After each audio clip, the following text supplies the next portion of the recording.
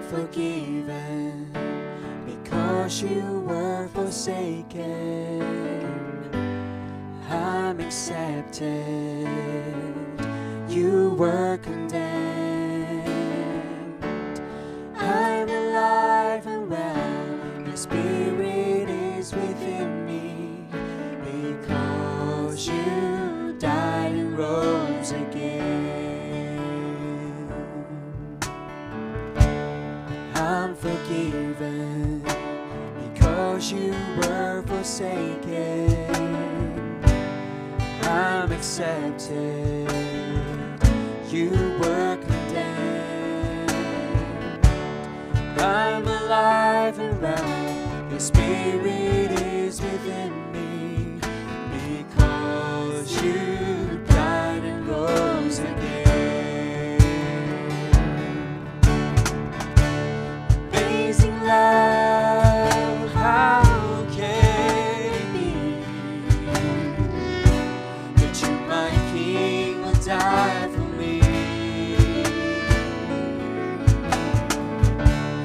Amazing love, I know it's true. It's my joy to honor you in all I do. I honor you. Together we sing, I'm forgiven. I'm forgiven because you were forsaken. I'm accepted, you were condemned.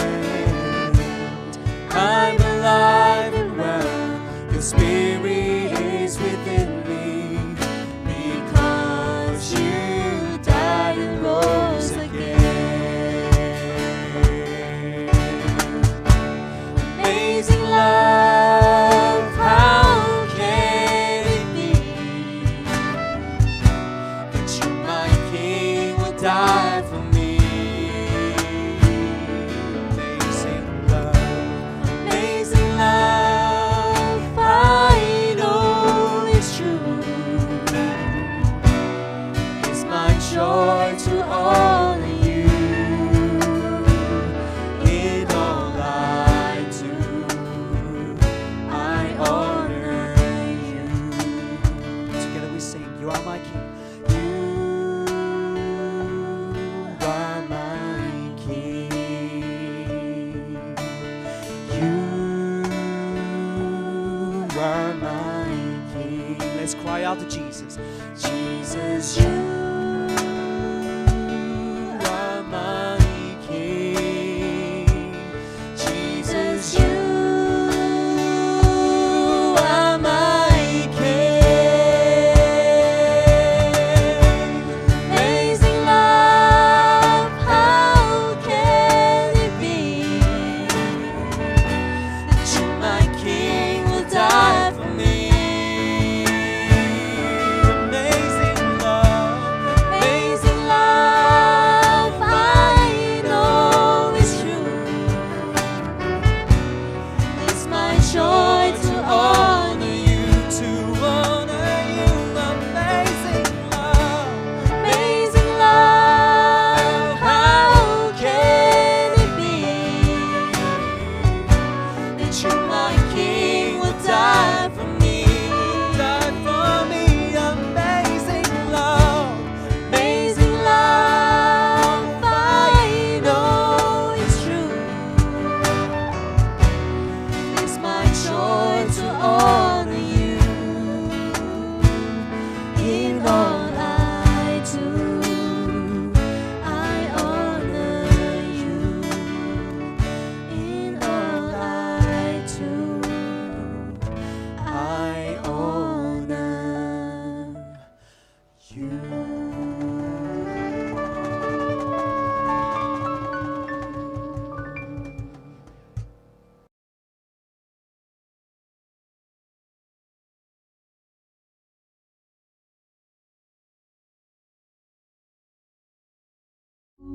Over the mountains and the sea, your river runs with love for me, and I will open up my heart and let the healer set me free. I'm happy to be in the truth, and I will daily lift my hands, for I will always sing of when your love came down.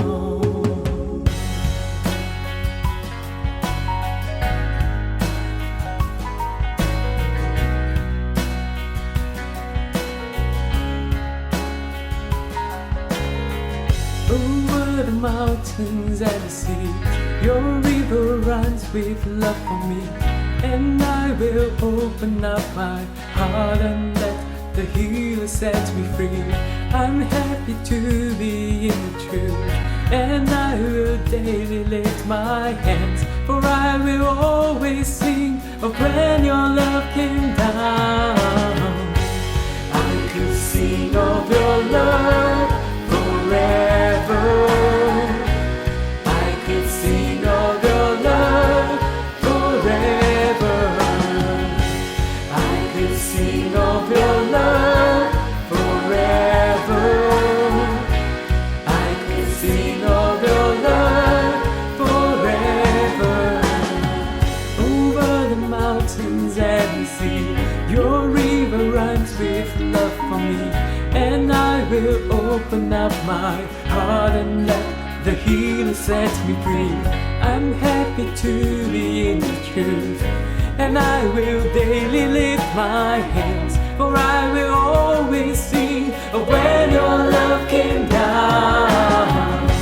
I could sing of your love forever. I could sing of your love forever. I could sing of your love forever. I could sing of your love forever. You know I feel like I can see. It's foolishness, I know. When the world has seen the light, they will dance with joy like we're dancing now. I could sing of your love forever. I could sing of your love forever. I could sing of your love forever. I could sing of your love. I could sing of your love forever. I could sing of your love forever. I could sing of your love forever. I could sing of your love forever.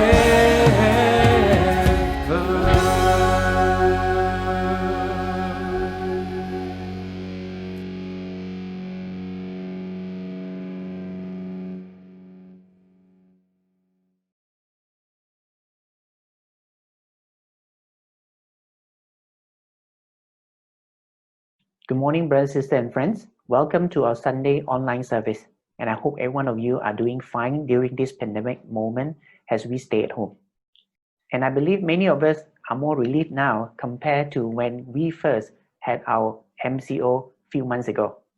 Now that we are in RMCO, many more businesses and activities are allowed, but we should all continuously do our part to practice basic hygiene, wearing masks, and also social distancing when we are in public places. Today is Father's Day. To all the fathers who are watching this morning, I would like to wish you a happy Father's Day. I hope you'll be able to celebrate your Father's Day later with your loved one. Since today is a Father's Day, I thought it would be appropriate for me to name the title of my lesson this morning as Children of God.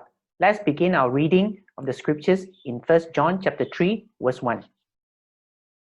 In 1 John chapter 3, verse 1, the Bible says, "See what an incredible quality of love the Father has shown to us, that we would be permitted to be named and called and counted the children of God.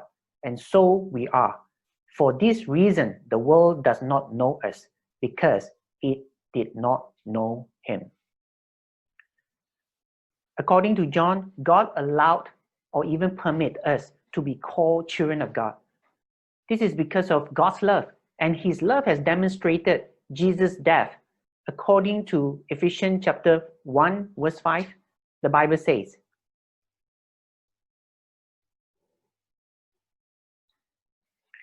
in Ephesians chapter 1 verse 5, God decided in advance to adopt us into his own family by bringing us to himself through Jesus Christ.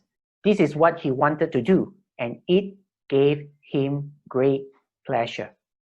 The Bible says, it is through Christ that we were adopted into God's family. And the Bible also mentioned that God himself is in great pleasure. Let me ask you, brothers and sisters, do you really understand what adoption means? Perhaps some of us might have some negative feeling as we think about the word adoption. Let me show you something.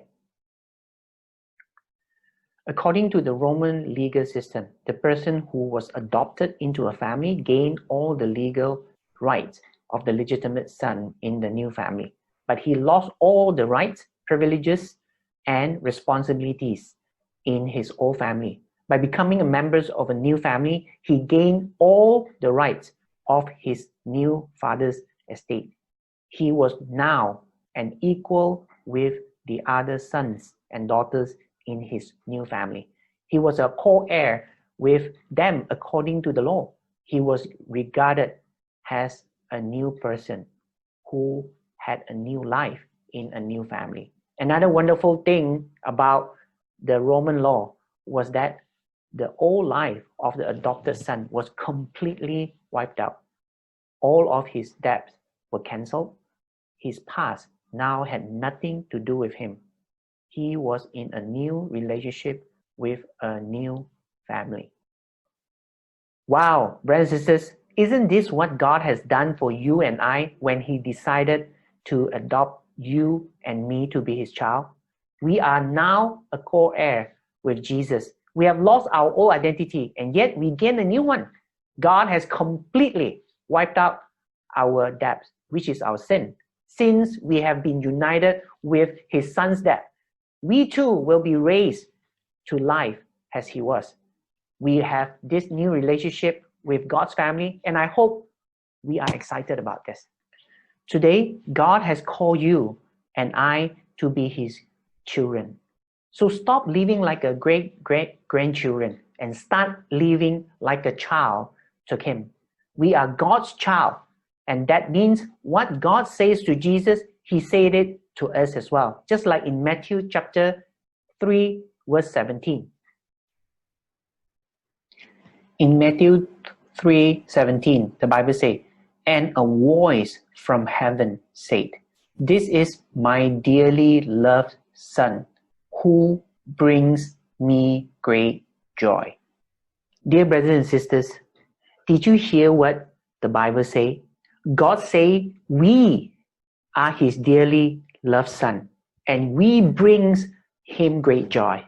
So for us to be chosen as children of God, I hope we would feel privileged, honored, loved, accepted, connected, renewed, favored, belong, remember, and not forgetting being grateful. Let us continue to read in 1 John chapter 3, verse 2 to 3. Beloved, we are even here and now children of God, and it is not yet made clear what we will be after his coming. We know that when he comes and is revealed, we will, as his children, be like him, because we will see him just as he is in all his glory. And everyone who has this hope confidently placed in him purifies himself just as he is pure, holy, undefiled, guiltless. So John is saying, after God has made us his child, we need to continue to purify ourselves just as Jesus is pure. And the Greek word for purify is hagnizo, which means to make clean, sanctify, or even cleanse. And the process of purification is to live a life that is free from sin, to live more and more like Christ. In other words, which is like the children of God, that God has called you and I to be in a world that is filled with evil. Question is, how can we do that? We'll continue to read from 1 John chapter 3, verse 4 to 10. Everyone who practices sin also practices lawlessness, and sin is lawlessness, ignoring God's law by action and neglect, or by tolerating wrongdoing, being unrestrained by His commands and His will. You know that He appeared in visible form as a man, in order to take away sins, and in Him there is absolutely no sin, for He has neither the sin nature, nor has He committed sin or acts worthy of blame. No one who abides in Him, who remains united in fellowship with Him, deliberately, knowingly, and habitually practices sin. No one who habitually sins has seen Him or known Him. Little children, believers, dear ones, do not let anyone lead you astray. The one who practices righteousness, the one who strives to live a consistently honorable life in private or as well as in public, and to conform to God's precepts, is righteous, just as He is righteous. The one who practices sin, separating himself from God and offending Him by acts of disobedience, indifference, or rebellion, is of the devil and takes his inner characters and moral values from him, not God. For the devil has sinned and violated God's law from the beginning. The Son of God appeared for this purpose, to destroy the work of the devil. No one who is born of God deliberately, knowingly, and habitually practices sin, because God's seed, His principle of life, the essence of His righteous character, remains permanently in him who is born again, who is reborn from above, spiritually transformed, renewed, and set apart for His purpose. And he who is born again cannot habitually live a life characterized by sin, because he is born of God and longs to please Him. By this, the children of God and the children of the devil are clearly identified. Anyone who does not practice righteousness, who does not seek God's will in thought, action, and purpose, is not of God, nor is the one who does not unselfishly love his believing brother. Here, John is not saying that as the children of God, we will not sin. Otherwise, he would have contradicted himself when he wrote 1 John chapter 1, verse 8. If we claim to be without sin, we deceive ourselves and the truth is not in us. John actually wants us to be able to identify the children of God and also the children of the devil by observing their behavior. His point is that those who are truly born of God practice righteousness, and those who are of the devil practice sin. And I have actually listed down the different behaviors so that we'll be able to identify those who are children of God and those who are children of the devil. Those who are children of the devil practice sin, and their behaviors are ignoring God's law by action. What is ignoring? To intentionally not listen or give attention to. They will also neglect or tolerating wrongdoing. In other words, they didn't give enough care or attention to the wrongdoing, which is supposed to be their responsibility, or simply accept the wrongdoing. They being unrestrained by His commands and His will. Basically, they are not limited or controlled by God's command or His will. They also separating themselves from God and offending Him by acts of disobedience, indifference, or rebellion. What is indifferent? not thinking about or interested in someone or something. They also take his, which is the devil, inner character or moral value from him, but not from God. They do not seek God's will in thought, action, and purpose. And finally, they do not love unselfishly. These are the behavior of those who are children of the devil. In contrast, those who are children of God practice righteousness, and their behavior are the one who strives to live a consistently honorable or honest life in private or as well as in public.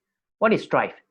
To try very hard to do something or to make something happen, especially for a long time or against difficulties. They are to conform to God's precepts or commands. What is conform? To obey a rule or to reach the necessary stated standard. They are spiritually transformed, renewed, and set apart for God's purpose. What is transformed? To change completely the appearance or characters of something or someone, especially so that that thing or person is improved. They cannot habitually live a life characterized by sin. They long to please Him, which is God. These are the behavior of those who are children of God. Now that you know the different behavior between the children of God and also the children of the devil, and according to the Bible, those who are children of the devil practice sin knowingly, deliberately, and also habitually. Meaning, when they sin, they are fully aware of what they are doing and they make intentional choices. In other words, they make thoughtful choices on what they do and they repeat it over and over again to the point that it becomes a habit. And what is habit? Something that you do often and regularly, sometimes without knowing that you are even doing it. So now that we are children of God, instead of practicing sin, we need to practice righteousness, knowingly, deliberately, and also habitually. Otherwise, our human sinful nature will habitually practice sin instead of righteousness. Let me give you an example. Before COVID-19, we are not used to wearing masks before we go out to the public. We don't keep our social distancing. To some of us, we don't even practice basic hygiene as much as we do now. Simple things like washing our hands before we eat. For those who have been knowingly or aware of the danger and deliberately or intentionally put all these things into practice, has become a new norm to them. They have repeatedly done it so many times that it has become a habit in their lifestyle, even though in the past they hardly even do it. Not wearing masks or not practicing social distancing used to be the norm in their life. For those who have not been knowingly and deliberately putting all this into practice, they are still living in their habitual norm. Wearing masks and practicing social distancing doesn't come naturally to them. So that is why most of the time, if not all the time, they need to be reminded to wear masks or keep their social distancing.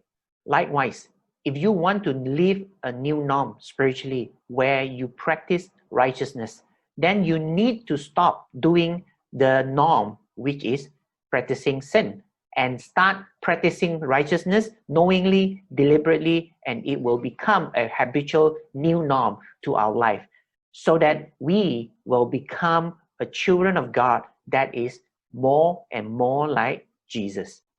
That's the end of my lesson today, and I hope it has been helpful.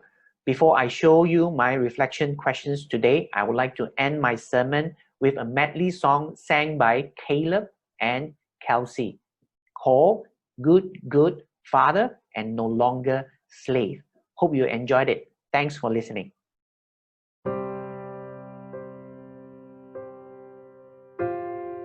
I've heard 1,000 stories of what they think you're like, but I've heard the tender whispers of love in the dead of night. And you tell me that you're pleased never alone. I'm no longer a slave to fear. I am a child of God, and I'm no longer a slave to fear. I am a child of God. From my mother's womb, you have chosen me. Love has called my name. I've been born again into your family. Your blood flows through my veins, and I'm no longer a slave to fear. I am a child of God, and I'm no longer a slave to fear. I am a child of God. You're a good, good father. It's who you are. It's who you are. It's who you are. And I'm loved by you. It's who I am. It's who I am. It's who I am. I'm no longer a slave to fear. I am a child of God. I'm no longer a slave to fear. I am a child of God. It's who I am. It's who I am. It's who I am. A child of God.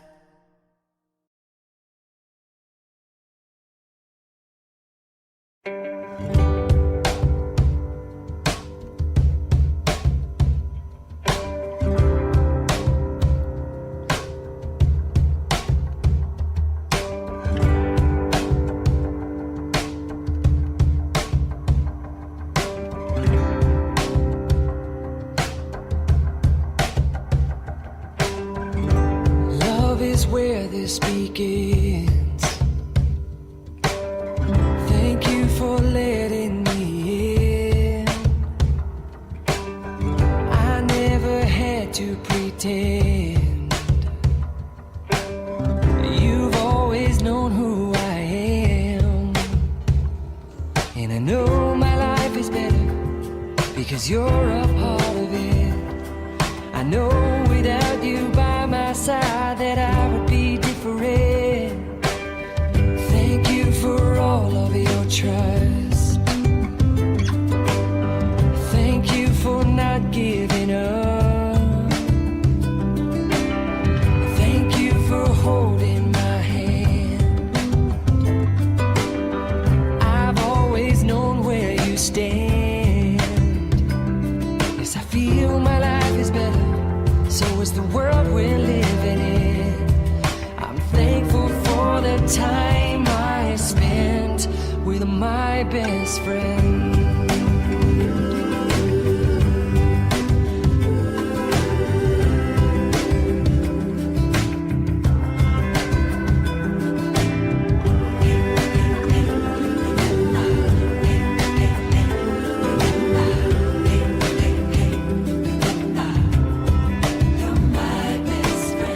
Thank you for calling me out.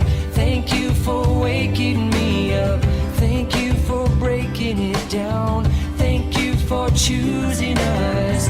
Thank you for all you're about. Thank you for lifting me up. Thank you for keeping me grounded and being here now. My life is better because you're a part of it. Yes, I know without you by my side that I would be different. Yes, I feel my life is better, and so is the world we're living in. I'm thankful for the time I best friend.